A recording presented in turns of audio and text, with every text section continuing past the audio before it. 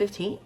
Yeah, it's day 15. We are officially halfway through the month, and this is the last day of week 2.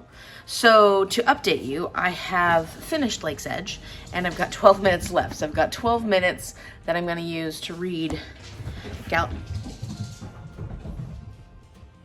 and they're going to start playing now when I turn on the camera, of course. I'm going to use that 12 minutes to read a little bit of Galileo's Daughter. So that's going to happen at some point today. I was able to get my 25 minutes of reading done before I went to bed last night, actually.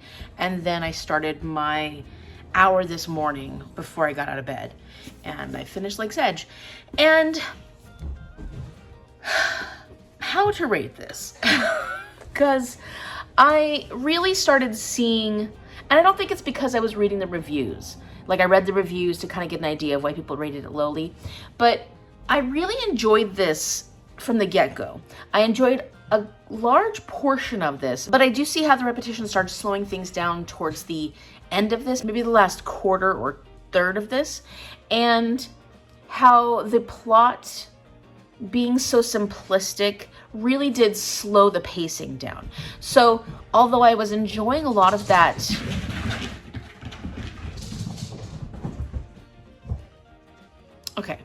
although I was enjoying a lot of that for the first 2/3 of this, I feel like it could have been wrapped up a little more quickly, a little more thoroughly, and I would have enjoyed it, and I would have felt like, okay, this is a 3.75, this is a 4-star book. But as it went along, as it kept being dragged out, as these elements that I think are not the strengths of this book were becoming more and more apparent because the book just kept going and going and going, with the intention, it seems, to be able to make a second book, I really started losing interest. I started losing interest, and I started being like, okay, I'm ready for it to be over. I'm ready for this voice to be done at this point, or just to have some finality. The peaks and the valleys weren't all that distinct, and I felt like the peaks often didn't have a big, I don't want to say resolution, because, you know, you don't necessarily have to have a resolution every single time something happens, but there's something to be said for having those highs and those lows to balance each other out and make you feel like the story is moving along at a great pace.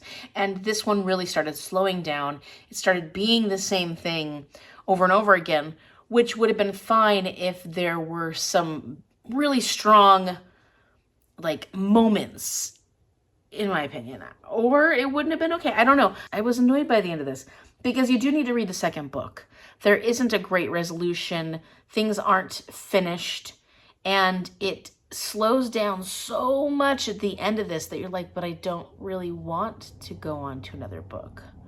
It doesn't motivate me to go on to another book. Whereas other books, they leave you on a cliffhanger and you're like, okay, I'm ready to pick up the next book.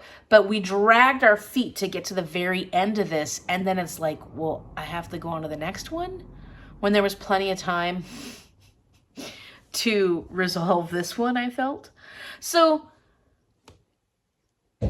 I would say probably a 3.5, which actually then puts it right around the range of what the average rating is on Goodreads. The very end almost makes me feel like a 3.25, but because I felt like most of this book was a 3.75, like, it was solidly in my head that this was a 3.75 up until like 40 pages until the end. Like, really was like, okay, solid 3.75, which to me is a good rating. That last 40 pages was like a 3 or a 3.25. So I think I'm going to say 3.5. 3.5 is where I'm going to land this one. It is an interesting YA system where we do focus on the magic system, although that becomes rather repetitive.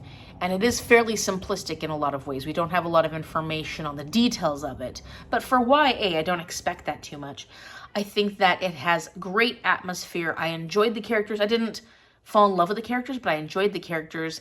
And if it had been shorter, I think I would have enjoyed this a lot more. I recommend this if you like slower paced books, if you like books that focus a lot more on the atmosphere and emotions, because this book does focus a lot on the emotions of these characters, and you're going to get a lot more of that and their inner thoughts and their inner workings than you are going to get plot. There's just not a lot of plot to this book. Okay, so for the moment, that's all I'm going to do as far as reading, because we need to go shopping for all the stuff we're going to need for our little watch-a-thon for Bridgerton, and get the blankets covering the windows, because we have giant windows that make get bright in the house. So if we don't cover them, we get a horrible glare on the TV. And I will probably end up reading my 12 minutes of Galileo's Daughter later on today. I also need to find time to edit my day 14 vlog. So I've got a lot to do today, and hopefully I get it all done because I've been doing really good about staying on top of my vlogs. That's the thing I'm concerned about. Once you get behind like on one day, it gets harder and harder and harder to keep up. Okay, so here's what we got so far. Not necessarily the most authentic, because I don't think they had Cheez-Its back then, but we got some yogurt covered pretzels, some Cheez-Its, and then a whole bunch of delicious, let's see, macarons, eclairs, that's a tart, an orangey cookie, and then strawberry danishes, blueberry danishes, and Jordan's gonna be bringing the sandwiches. So we're pretty much ready. We just need to put the coverings up on the windows and block out the light. And Mom is making the coffee right now. Yes. And we also got lemonade, which it's in the refrigerator right now. Hey, cousin. Hello. What'd you bring us? So I made cucumber, green onion, cream cheese sandwiches. Ooh, beautiful. And on this side, we have a honey cream cheese with mango and bacon. Yeah. I love it.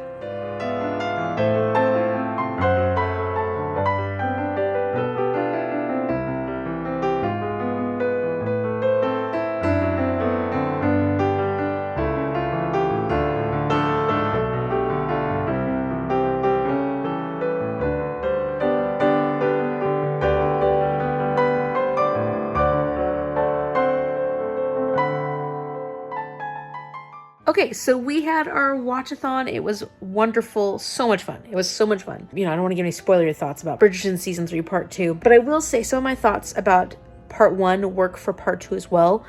I still think that it would have done a lot better with 10 episodes, just more time to focus on our main characters. And then Jordan and I were talking about the lighting and how things were filmed in this.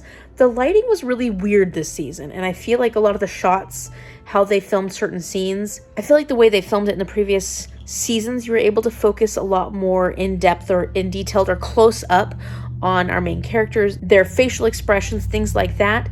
And there were a lot more zoomed out shots on this one. So I feel like you were almost pulled out of those emotions a little bit. Like I would have liked a little more, I don't know. There was something about how the scenes were filmed and the lighting was it was cold. Like the lighting was this cold color. It was definitely done differently, the filming and the lighting.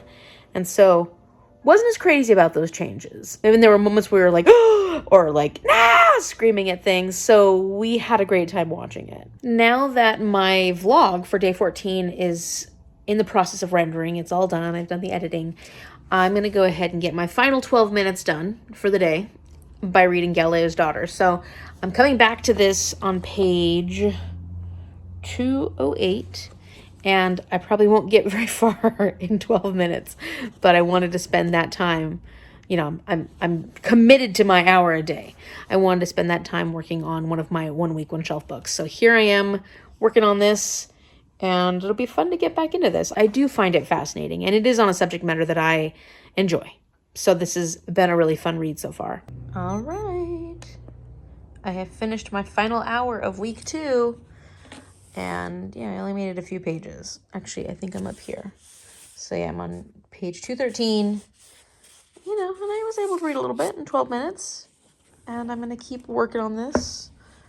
But yeah, now I'm officially ready for week 3. Would you like to find out right now what I'm going to be reading for week 3? I'm pretty excited. It is time. It is time to pick my week 3 shelf. Hopefully I'll make it a little further on the shelf this week, depending on what I pick. You know, if I get a book that's like 600, 700 pages long, or another nonfiction, or a classic that's really tricky, then who knows what's going to happen. So let's find out. I'm a little nervous. Okay, so as you remember, I have 18 shelves. I pulled up random number generator 1 through 18, and I got 14. 14 might be mystery, horror, thriller, but let's check. Okay, so remember from last week, that's 7, 8, 9, 10, 11, 12, 13, 14. Yep, I'm right. Horror, thriller, mystery. That's this shelf, which I got a lot of Stephen King's on now. And I've got all this stuff So let me count them. Hold on. 1, 2, 3, 4, 5, 6, 7, 8, 9, 10, 11, 12, 13, 14, 15, 16, 17, 18, 19, 20, 21, 22, 23, 24, 25, 26, 27, 28, 29, 30, 31, 32, 33, 33. A lot of books. 33 books on this shelf. Let me put my random number generator. Okay, well, that was easy. It gave me number 3. And I'm so excited. Oh my gosh. 1, 2, 3. It gave me The Thursday Murder Club by Richard Osman. Do I have to read this for anything else? I don't think so. I'm so excited. Okay, so that is amazing news. Amazing news. So I'm going to grab my, actually from right here, my little bookmark, put it there. And the next book I would be reading would be A Curious Beginning, followed by the classic tales of horror. This is Edgar Allan Poe, The Unwanted, 13 Stories. Depends on how far I'm able to get in the week, but I can definitely get through this one. I might even be able to get through that one. Woohoo! And then I forgot to do anything last night. So I'm going to sign out here. If you like this video, give it a big thumbs up and subscribe so you can see what happens tomorrow, day 16. A new week. A new week. I'm super excited. Thank you so much for watching. I'll see you later.